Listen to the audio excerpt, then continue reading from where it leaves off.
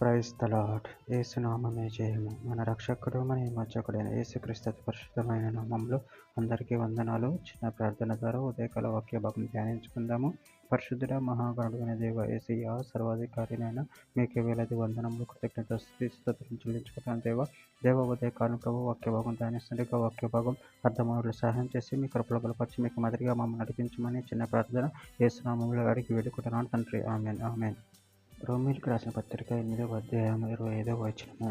మనము చూడని దాని కొరకు నిరీక్షించిన ఎడల ఓపికతో దాని కొరకు కనిపెట్టుదము. ఆమె దేవుడి వాక్య భాగం దీవించును కాక. ప్రభునందు ప్రియులారా, ఇక్కడ వాక్య భాగంలో గమనించినట్లయితే మనము చూడని దాని కొరకు నిరీక్షించిన ఎడల ఓపికతో దాని కొరకు కనిపెట్టుదము. అదేవిధంగా వాక్య భాగంలో గమనించినట్లయితే కీర్తన గ్రంథం 27వ అధ్యాయం 14వ వచనంలో ధైర్యం తెచ్చుకొని నీ హృదయమును నిబ్బరముగా నుంచుకొనుము, యెహోవా కొరకు కనిపెట్టుకొని ఉండుము. కీర్తన గ్రంథం 37వ అధ్యాయం 7వ వచనం యెహోవా ఎదుట మౌనముగా నుండి ఆయన కొరకు కనిపెట్టుకొనుము. తన మార్గమును వర్ధిల్లు వాని చూచి వ్యసన పడకము, దురాలోచనలు నెరవేర్చుకొని వాని చూచి వ్యసన పడకము. కీర్తన గ్రంథం 62వ అధ్యాయం 1వ వచనము నా ప్రాణము దేవుని నమ్ముకొని మౌనముగా ఉన్నది, ఆయన వలన నాకు రక్షణ కలుగును, ఆయన నా ఆశ్రయదుర్గము, ఆయన నా రక్షణకర్త. విలాపవాక్యము 3వ అధ్యాయం 25-26 వచనంలో తను ఆశ్రయించు వారి ఎడల యెహోవా దయాళుడు, తను వెతుకు వారి ఎడల ఆయన దయచూపువాడు. నరులు ఆశ కలిగి యెహోవా అనుగ్రహించే రక్షణ కొరకు ఓపికతో కనిపెట్టడం మంచిది. లూకాసు వార్త 8వ అధ్యాయం 15వ వచనం మంచి నేల నుండి వారెవరనగా యోగ్యమైన మంచి మనసుతో వాక్యం విని దానిని అవలంబించి ఓపికతో ఫలించువారు. తెస్సలోనికీయులకు రాసిన 2వ పత్రిక 3వ అధ్యాయం 5వ వచనం దేవుని యందలి ప్రేమయు క్రీస్తు చూపిన ఓర్పును మీకు కలుగునట్లు ప్రభు మీ హృదయములను ప్రేరేపించును గాక.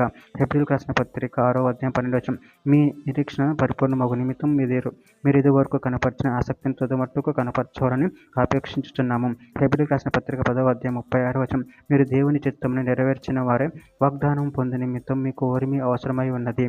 యాకోబు రాసిన పత్రిక 1వ అధ్యాయం 4వ వచనం మీరు సంపూర్ణ అనునాగమును ఏ విషయంలో నేను కొదవలేని వారునై ఉండునట్లు ఓర్పు తన క్రియను కొనసాగింపనీయుడి.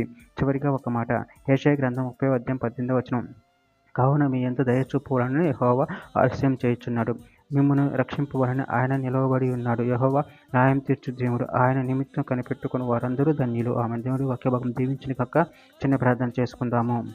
పరిశుద్ధుడా, ప్రేమలను దేవేసే, నేను మీరు ఇచ్చిన ఒకే ధైర్యాన్ని బట్టి ప్రభు కృతజ్ఞతలు చెల్లించుకుంటాను తండ్రి. నేను ఓర్పు కలిగి నిరీక్షణ కలిగి జీవించేవారు ఉండే శక్తిని బలాన్ని మాకు అనుగ్రహించి నీ కొరకు నిరీక్షించేవారు ఉండే శక్తిని అనుగ్రహించమని మీ ప్రేమ కృపలో మమ్మల్ని బలపరచండి, స్థిరపరచండి. మీకు మహిమకరంగా మమ్మల్ని ఆడుకోమని చిన్న ప్రార్థన యేసుక్రీస్తు పరిశుద్ధమైన నామంలో అడిగి వేడుకుంటున్నాను తండ్రి. Amen amen amen.